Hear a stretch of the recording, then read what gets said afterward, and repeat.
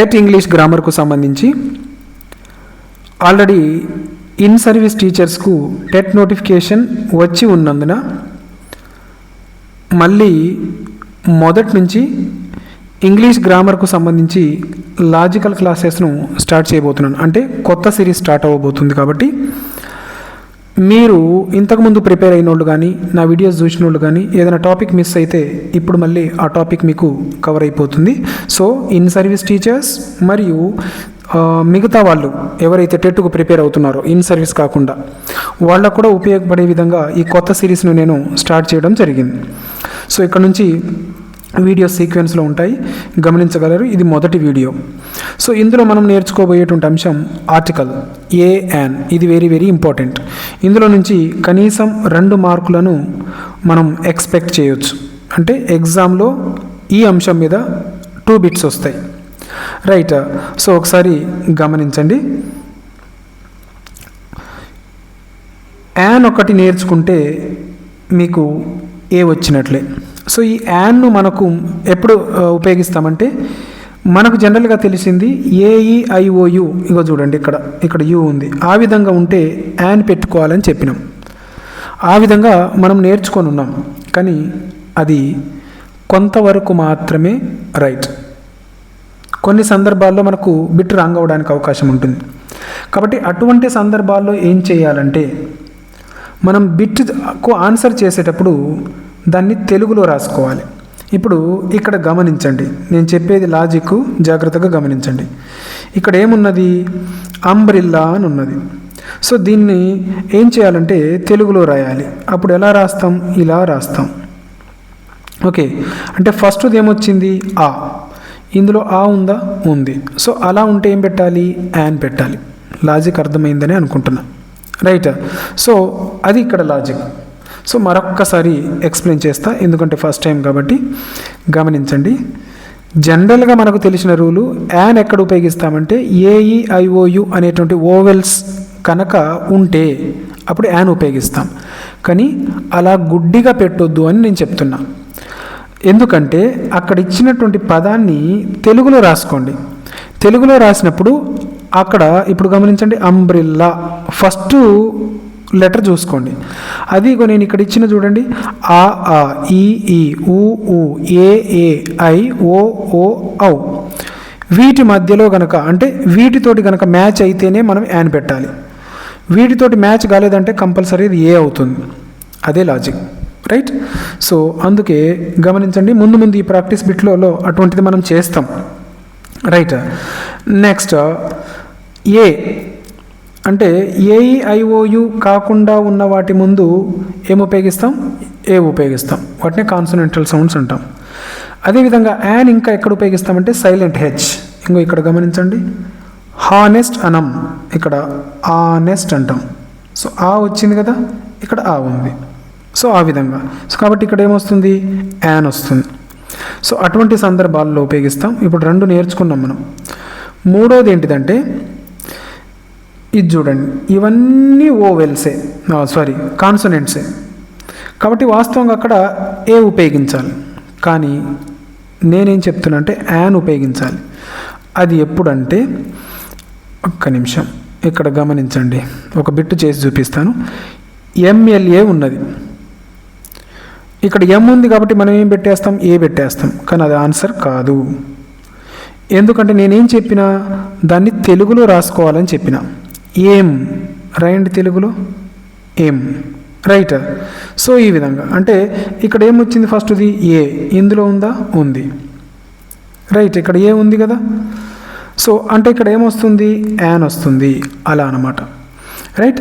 So ఈ విధంగా వీటిని ఏమంటామంటే ఈ విధంగా ఉన్న పదాలని యాక్రోనిమ్ అంటాం. సో అటువంటి పదాలను అటువంటి వర్డ్స్ ఏవైతే ఉన్నాయో వాటిని తెలుగులో రాసి పెట్టుకోవాలి. అప్పుడు మాత్రమే కరెక్ట్ ఆన్సర్ చేయగలుగుతాం. రైట్. ఇప్పుడు బిట్స్ ప్రాక్టీస్ చేద్దాము. ప్రాక్టీస్ చేస్తే మనకు ఒక క్లారిటీ వస్తుంది, ఇంకొంచెం క్లారిటీ. రైట్. ఇప్పటిదాకా ఏదైనా కన్ఫ్యూజ్ ఉన్నా అది ఇప్పుడు తొలగిపోతుంది. ఒకసారి గమనించండి. He is dash honest man. ఎలా రాయాలని చెప్పుకున్నా నేను? దాన్ని ఫస్ట్ తెలుగులో రాసుకోవాలి. Honest, honest. సో ఆ అంటే ఏమొస్తుంది? An. Simple.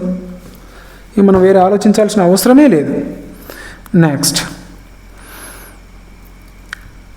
She bought umbrella. Um అంటే ఆ. So an. I saw tiger in the forest. ఇక్కడేముంది? టైగర్, టై. ఇందులో ఉందా టై? లేదు. అంటే ఇక్కడ ఏమొస్తుంది? A. I saw a tiger in the forest. Next, he is MLA. తెలుగులో రాయండి, పక్కాగా తెలుగులో రాయాలి. ఏ ఉంది. ఓకే, ఏ ఉందా? ఉంది. So answer an. యూనివర్సిటీ. ఇక్కడ గమనించండి, యూనివర్సిటీ దేనితోటి స్టార్ట్ అయింది? గమనించండి, యూ తోటి స్టార్ట్ అయింది. యూ అంటే మనకు గమనించండి ఓవెల్స్లో ఉంది. రైట్, ఓవెల్స్లో ఇక్కడ గమనించండి యూ ఉన్నది. రైట్, అలా ఉంది కదా అని యాన్ పెట్టొద్దు. ఏం చెప్పినా నేను తెలుగులో రాయాలి. యూనివర్సిటీ, యూ అనేటువంటిది ఇందులో ఉందా? లేదు కదా. కాబట్టి ఏం రాయాలి అక్కడ? అది లేకపోతే ఆన్సర్ వచ్చేసి a. Right. Next bit,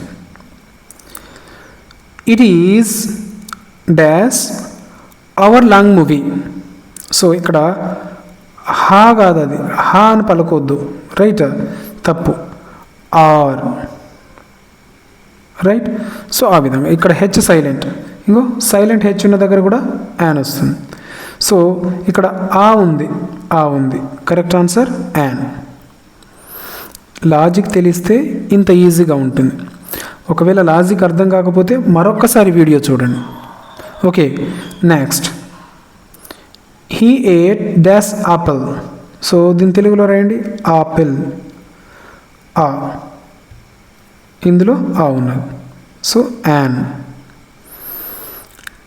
European, తెలుగులో రాయండి,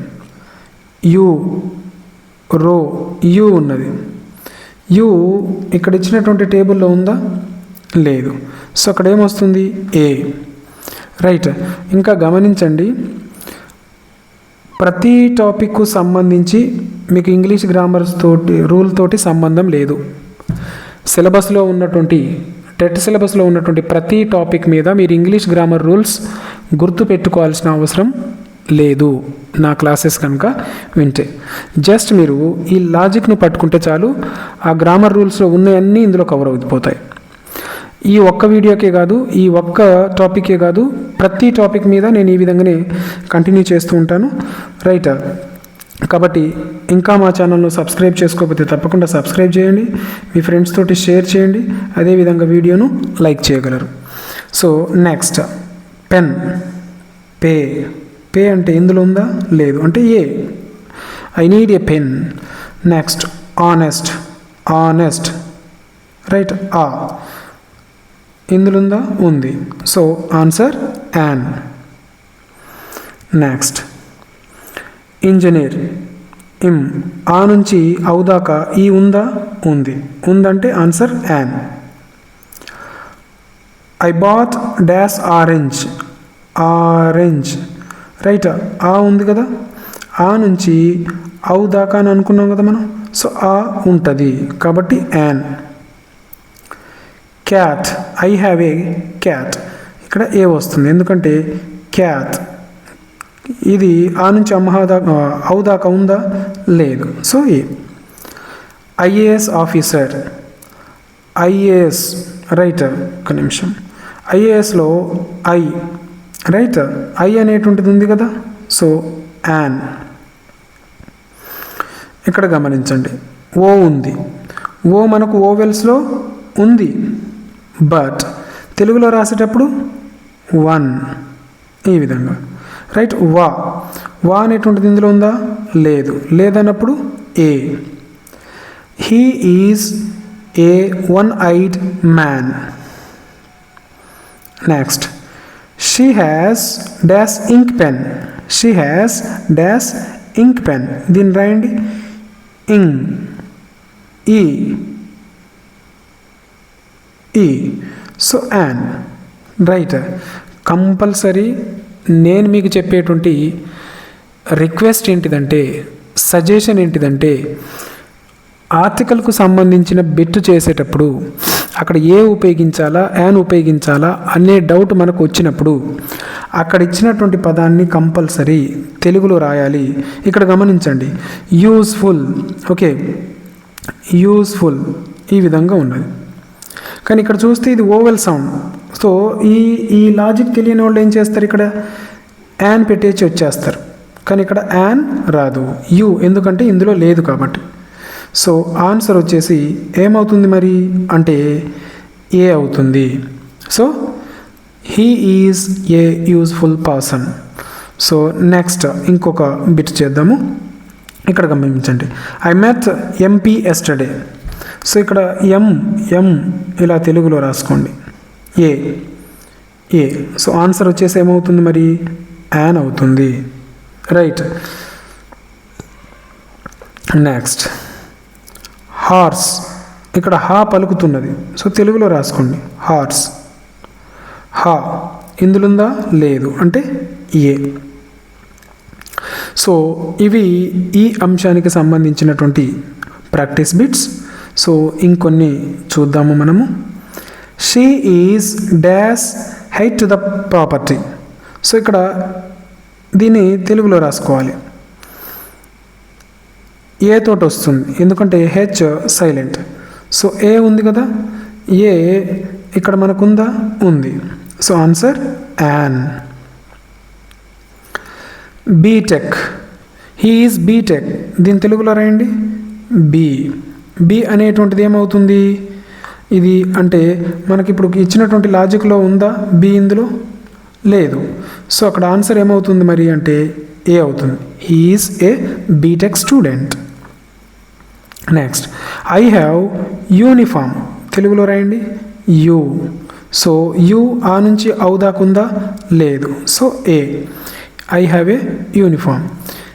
ఎగ్, ఏ. సో ఏ ఆ నుంచి ఔ దాకా ఉందా, ఉంది, ఉంటుంది కాబట్టి an. He's a dash owl, okay, owl లేదా, ఓకే. సో ఇక్కడ ఏమొస్తుంది, కొన్ని సందర్భాలు ఆ కూడా పలుకుతాం కదా. సో కాబట్టి ఇక్కడ ఈ రెండు అందులో ఉన్నట్టే కాబట్టి యాన్.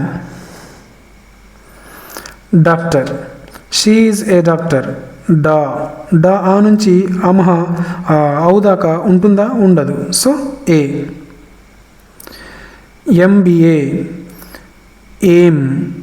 సో ఏ, రైట్, ఏ ఉంది కాబట్టి యాన్.